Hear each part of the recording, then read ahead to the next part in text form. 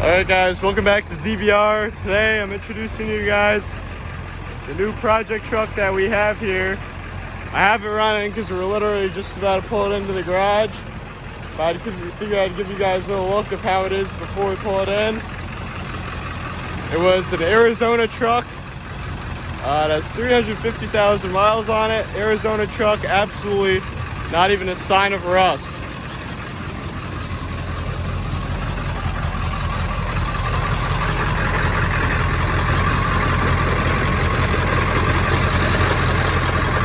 I mean, you can even see on the frame, there's just no scale, not even a sign of rot on it. It didn't come with a bed.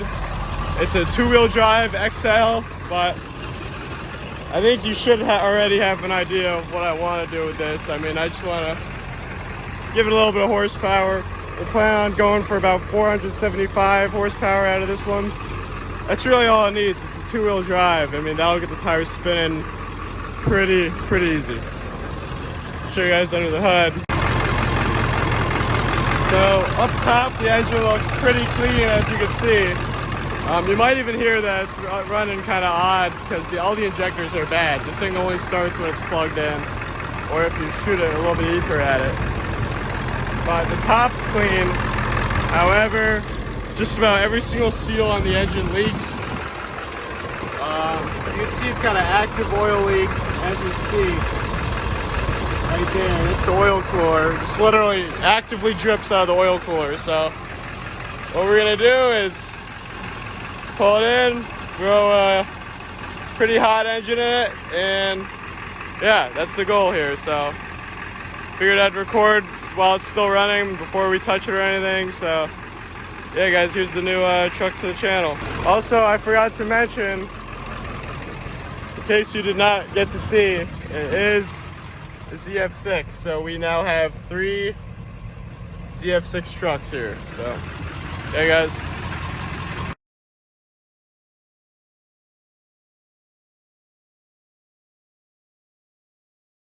Alright guys, first episode with the engine here. As I'm shaking the primer can, I figured I'd record quickly to give you guys before.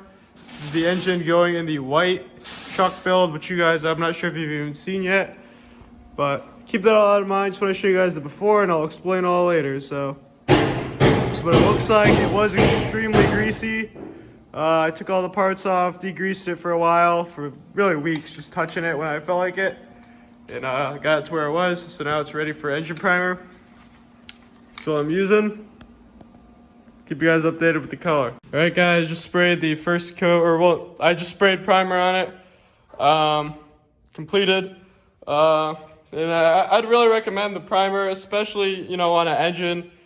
There's always at least some sort of residue or something that you definitely want to get over with primer, or else that base coat isn't really gonna look good at all. And it's just good to have on it. It's weird, the sides, as you can see, like really absorbs it, but still at least there's something on it. And I mean, in my book, I think it's all right for what it is. It's not the final coat or anything, but tried to get it in all these cracks. It's really hard to get down there. And no, I didn't strip it to like the short block and paint it. It is what it is. This is what I did in the last one. It turned out pretty clean. Really try to go over everything. See this side as well. Yeah, here and there you might see that it's not perfect. No, it's not perfect, but again, this is just primer. Can't really be too picky with it. So yeah, just wanted to show you that. I know you guys saw it before. I recorded that last minute but I definitely wanted to show you it before and like a sneak peek of what color we're doing it there. But if you didn't see it, you'll see. So what I used, in case you're wondering, I think I already showed you, was a Duplicolor engine primer. Must be engine primer, remember that. So yeah guys, I'll show you when I put that base coat on. Alright guys, this is the final result of the engine paint color that I went with. So I painted it a day or two ago. Did 2 to 3 coats around there. I say around there because it wasn't exact, but anyways, the color I went with was the Duplicolor engine. It's the engine paint what was it? Chrysler red it's called. And I like this red. What's different about it than like the Chevy red or the Ford red? The Chevy red's very orangey. And this might even look orangey on camera, but I promise you it's not. The Chevy red's very orangey, and the Ford red is just like a dark red. And this is just a crazy in-your-face red. It's a lot similar to the Cummins, I believe it's called the Apex red color. It's that Cummins red. It's very similar to that red if you can't tell on the camera. Very, very similar actually. So yeah, turned out really well. I definitely like how it came out. Nice and shiny, not really dull. It settled really nicely. Overall, went nice. I took, as you probably saw, I left the plastic covers on these that are usually on factory just to spray on because I end up taking them off. This looks a lot better, and yeah, I think it's safe like that. See the valley, but yeah. So anyways, what I'm doing now is it's time to take this old oil pan off. As you can see, it has seen a lot better days. It's very rusty, oily, which basically tells you that the gasket was garbage on it, and also the things seems pretty rusty underneath that. So very scaly and crusty, just gross. So taking this off, I went with a different combo than last time. Last time I went big with a Moroso pan. It's about $280. This time I decided to get the Dorman pan, which turns out to be, because I thought it was nice quality, but I wasn't all that impressed with the other one. It seemed very similar to the stock one, and you're paying $280 for it. So I don't know. I decided to go with the Dorman pan with a Moroso gasket, because that's really the gasket I agree with. I think that's quality, and it's a lot better than just the RTV. But I'm matching it with an $80 pan instead of a $280 pan. Kind of see, and it's going to be cool to show you guys to see that maybe you don't need that $280 pan. You just need the $80 gasket. So that's what we're going with. I'll show you guys once I take this pan off. I've got the bolts out and I put the new one on. All right, guys, got the pan off. It's definitely stuck on there. Not even sure if that was the original. I wouldn't be surprised if it wasn't. But next step is to take all this old residue off. Need to get all of that off completely clean. And then go on with your Moroso gasket, so I'll catch up when it's all clean. This is completely clean. You really want to make sure the surface is very, very clean. It does, yeah, it's all in the prep, as they say. Oh yeah, so everything's off. This rear part was really coated, so that was a pain. You can see the front, all clean, so looks nice under here. Yeah, so I'm gonna start putting these studs in. You put a little bit of removable Loctite on them and thread them in 3/4 of an inch. So I'll be doing that with all of them. I'll record when that's done. All right, guys, so as you can see, the pan is on. I know I skipped over a little bit. Didn't really want to record as we were trying to figure everything out, and the RTV was already on there, so really don't want to have that drying or anything on us, but I'll really explain to you guys what went on, and the Moroso does give you instructions, but in case, I don't know, who knows.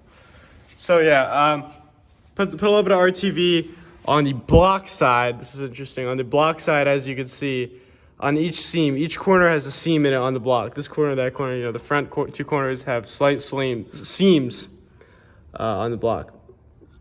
Next, don't skip over this. And even if you have the Moroso pan, I would recommend it, because why risk it? You really don't want this leaking.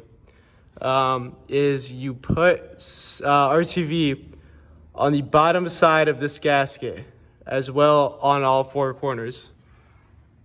You can see on the bottom of that now, all 4 corners have it.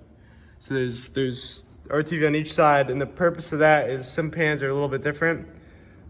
It's really just to ensure that that gasket is on this pan, and yeah, in case there was some sort of seam or something there. The way we did it is while it was on the ground. So while everything was on the ground, the pan was on the ground, the gasket was on the ground. The steps were we first put RTV on the block on the seams, then with the pan and gasket on the ground, put RTV on the gasket, on the bottom side of that gasket, on all four corners, brought it over to the pan, stuck it onto the pan, and then once it was all stuck, and make sure the front and back's in the grooves. You'll see when you have the gasket, there's some little grooves on it. And bring it up with the gasket and pan together.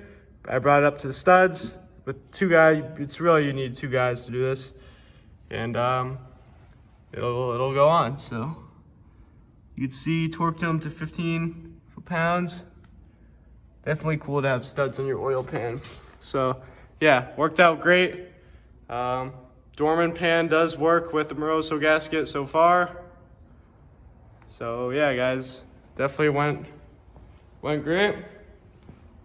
So this part's done. Up next is really installing the oil cooler, motor mounts, manifolds, water pump I just got. So yeah, guys, some accessories now. I'm gonna send parts to powder coat soon, so stay tuned.